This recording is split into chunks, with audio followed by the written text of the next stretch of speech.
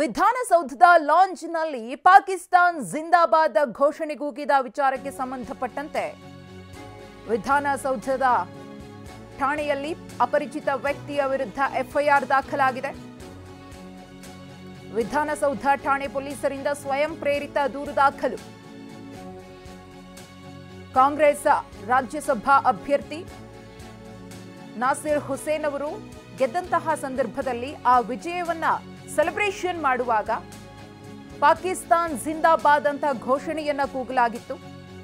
ಇದೇ ವಿಚಾರಕ್ಕೆ ಸಂಬಂಧಪಟ್ಟಂತೆ ಸಾಕಷ್ಟು ಆಕ್ರೋಶ ವ್ಯಕ್ತವಾಗಿತ್ತು, ಖಂಡನೆ ವ್ಯಕ್ತವಾಗಿತ್ತು. ಯಾರು ಘೋಷಣೆಯನ್ನ ಕೂಗಿದಾರೋ ಅವರ ವಿರುದ್ಧ ದೂರು ದಾಖಲಾಗಬೇಕು ಅನ್ನೋ ಆಗ್ರಹ ಇತ್ತು.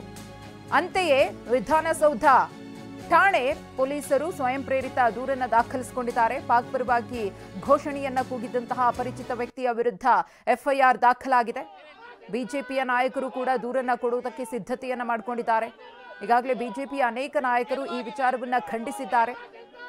ಪಾಕ್ ಪರ ಘೋಷಣೆಯನ್ನ ಕೂಗಿದಂತಹ ಅಪರಿಚಿತ ವ್ಯಕ್ತಿ ಯಾರು ಅನ್ನೋದನ್ನ ಆದಷ್ಟು ಬೇಗ ಪತ್ತೆ ಹಚ್ಚಬೇಕು, ಆತನ ವಿರುದ್ಧ ಕಾನೂನು ಕ್ರಮ ಆಗಬೇಕು. ದೇಶದ್ರೋಹದ ಘೋಷಣೆಯನ್ನ ಕೂಗಿದಂತಹ ವ್ಯಕ್ತಿ ಯಾರೇ ಆಗಿದ್ರೂ ಕೂಡ ಆತನನ್ನ ಆದಷ್ಟು ಬೇಗ ಪತ್ತೆ ಹಚ್ಚುವಂತಹ ಕೆಲಸಕ್ಕೆ ಪೊಲೀಸರು ಕೂಡ ಸಜ್ಜಾಗಿದ್ದಾರೆ.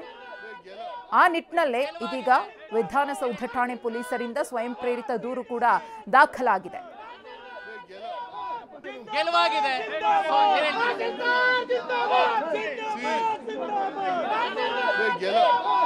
ಗೆಲುವಾಗಿದೆ.